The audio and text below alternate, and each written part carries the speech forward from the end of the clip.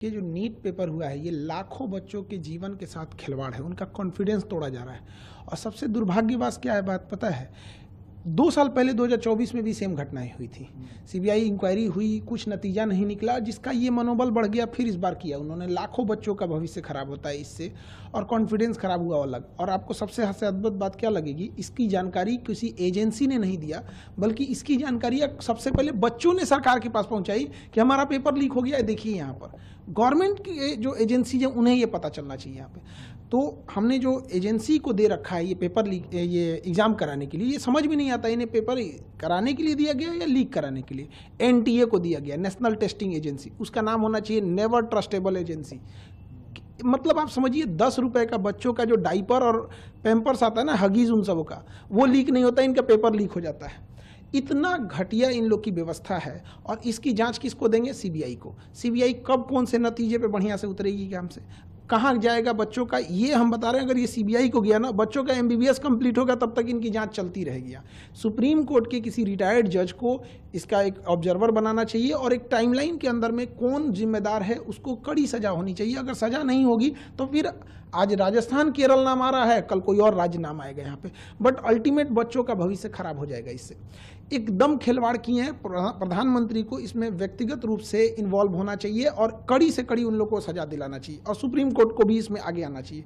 देखिए इसमें लॉस कहाँ होगा, जब कभी भी हिस्ट्री उठा के देखिए, जब भी पेपर लीक होता है तो अगला जो पेपर होता है वो एजेंसी दुश्मनी करके बनाती है। 2024 में पेपर लीक हुआ नीट का, उसके बाद क्या हुआ, बच्चों के जान निकाल दिया गया, इतना टफ बनाया। 1997 में 1997 में लखनऊ से होता क्या है, आईआईटी जेईई का पेपर लीक होता है, उसके बाद जो टफ बनाया, जान निकाल देता है बच्चों का। 2015 में नीट न होके एआईपीएमटी जब होता था, तो जब पेपर लीक हुआ था, उसके बाद इतना टफ बना देता है कि बच्चे अब डिप्रेशन में चले जाएंगे। यहाँ पे सोचिए उन बच्चों का क्या होगा जिनका 700 से प्लस नंबर आ रहा था, जिसका 650 आ रहा था। हर बच्चे का अपना एक स्ट्रेंथ होता है, कोई टॉपर होते हैं, कोई सिलेक्शन वाले होते हैं, कोई रैंकर्स होते हैं।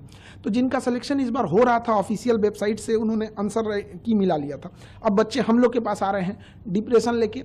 एक बच्चा था, इतना पढ़ने में बढ़िया था, उसकी मम्मी डेथ कर गई थी इसी जनवरी में।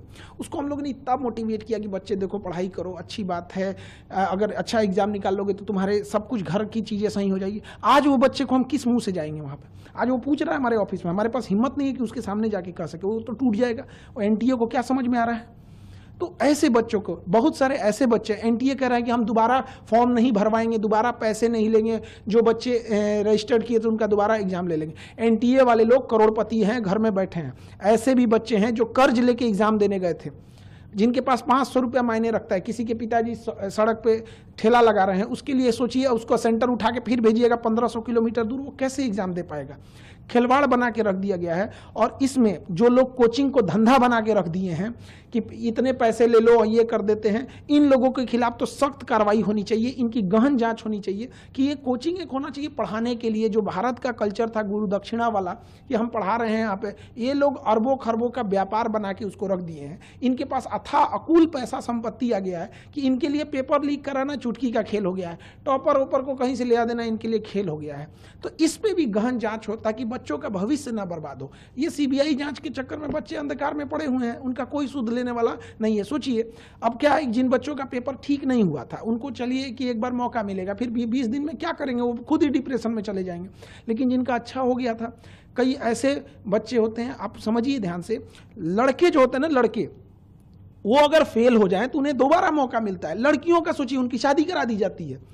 आप कभी किसी लड़की से जाके हॉस्टल में रह रही होगी ना, उससे पूछिएगा, उसको इस बात का डर होगा कि उसके कई का फोन आ गया होगा घर से, क्या पढ़ाई छुड़वा देंगे। ये दर्द वो नहीं समझ सकता। एनटीए के लिए केवल एक पेपर लीक है, किसी के लिए पूरी जिंदगी है। ये वो तकलीफ नहीं समझ सकते। यहाँ पे कोई कर्जा लेके आया होगा, किसी जब यहाँ से बच्चे पढ़ने आते हैं तो उनके घर से गार्जियन ये बोल देते हैं कि तुम्हें हम 1 साल के लिए भेज रहे हैं, 2 महीने के लिए भेज रहे हैं। इतनी तकलीफ होती है। केवल एक पेपर लीक नहीं है।